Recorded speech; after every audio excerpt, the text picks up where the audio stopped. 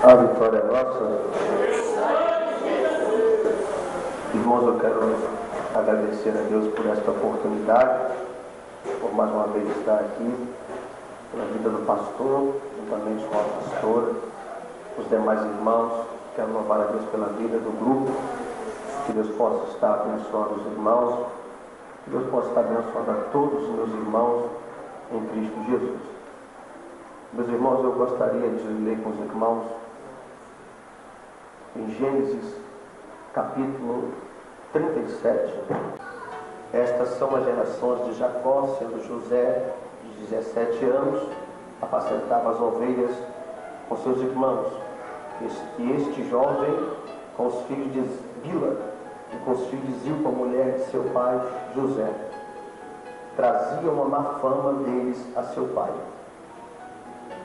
E Israel amava José mais do que todos os seus filhos, porque era filho da sua viuvice, ou velhice, perdão.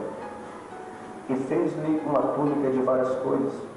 Vendo, pois, seus irmãos que seu pai amava mais do que todos seus irmãos, aborreciam e não podia falar com eles pacificamente. E sonhou José também um sonho que contou a seus irmãos, por isso aborrecia mais ainda. Amém? Aleluia! Poder sentar em nome de Jesus. A Bíblia, ela enfatiza que nesse capítulo 37, José começa a se destacar. Primeiro, porque o seu pai o amava mais, e ele trazia uma má fama dos seus irmãos. Mas a Bíblia diz bem claro que José teve um sonho, e este sonho aborrecia os seus irmãos.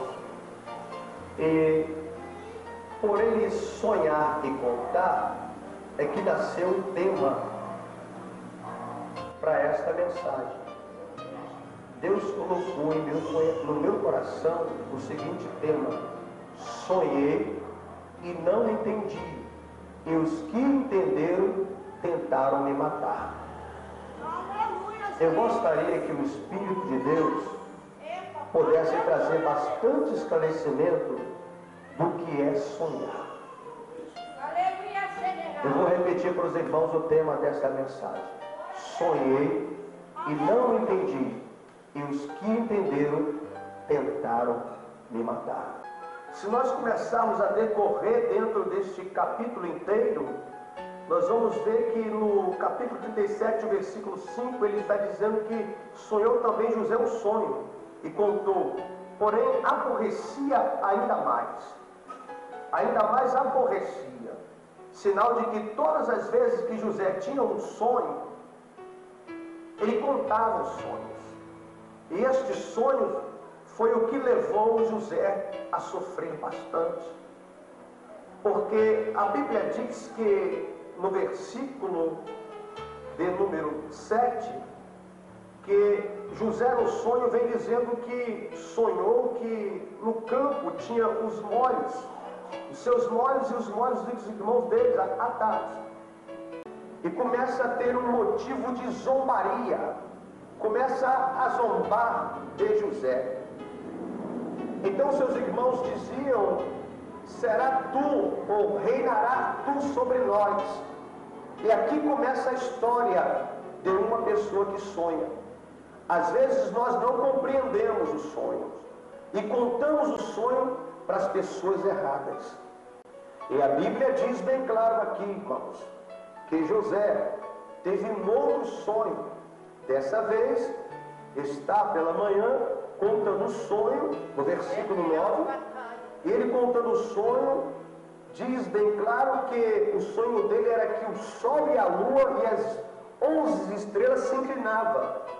Jacó, agora seu pai, toma a palavra e diz: porventura, nós, eu ou tua mãe, iremos nos curvar perante a ti? E quando saiu de sua casa corrido, a Bíblia diz que ele parou num deserto e também sonhou. Ele conhecia sonho, mas eu não quero falar deste homem, eu quero falar daqueles que compreendem o sonho que Deus tem na nossa vida. A Bíblia diz que por ele ter sonhado, começa uma das primeiras coisas que me chama a atenção, é que José agora é lançado dentro de uma cova pelos seus próprios irmãos. Quando José é lançado numa cova, há uma conversação entre os irmãos. Por quê? Porque José era um homem sonhador. Se você ler o capítulo 37 e o versículo de número 24, tornou-lhe a lançar na cova, porém a cova estava vazia e não havia água.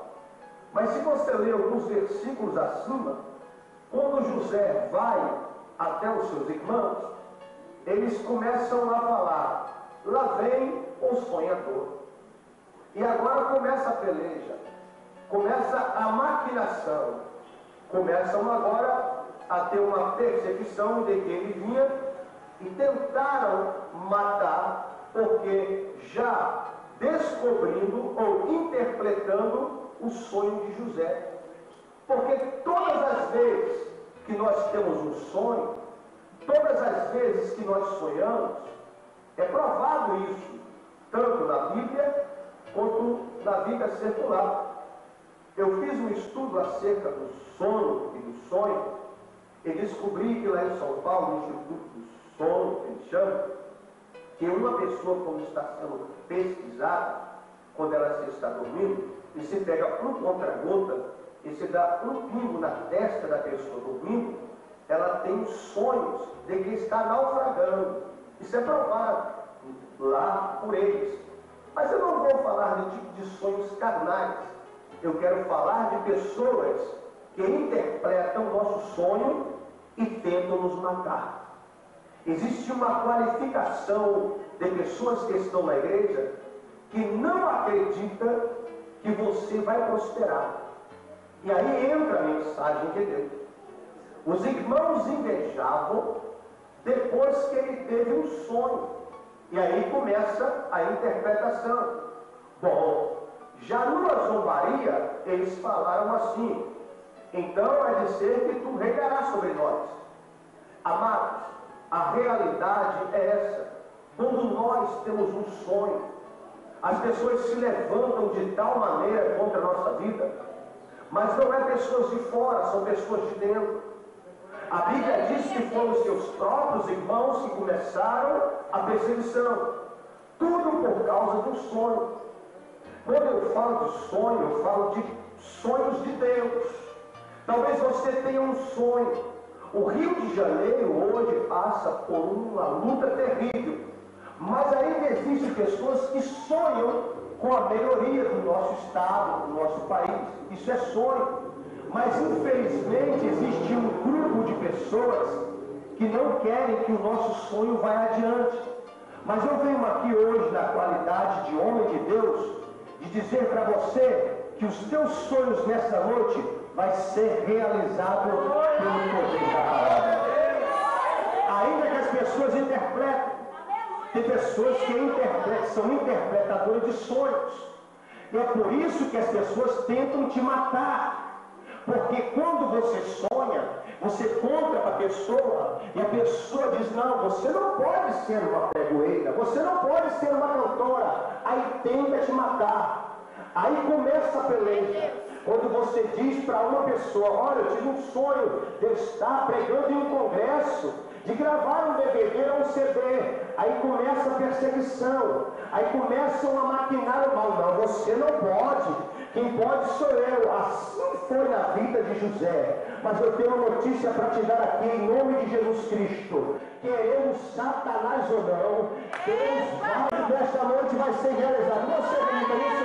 Abre a sua boca, porque Deus vai trazer existência aquilo que não existe. Já interpretaram o seu sonho e agora começam a maquinar. Essa maquinação, a Bíblia diz bem claro no capítulo 37, que vem aqui nos afirmando que os seus irmãos todas as vezes que eu via ele contar o sonho, eu ficava aborrecido, ou até mesmo chateado, ou até mesmo indignado. Quando eu falo de indignação, quando eu falo de irmãos, eu afirmo para os irmãos que existem irmãos na igreja, os mais velhos são mais perigosos. Lembramos de Caim e Abel, o mais velho mata o mais novo.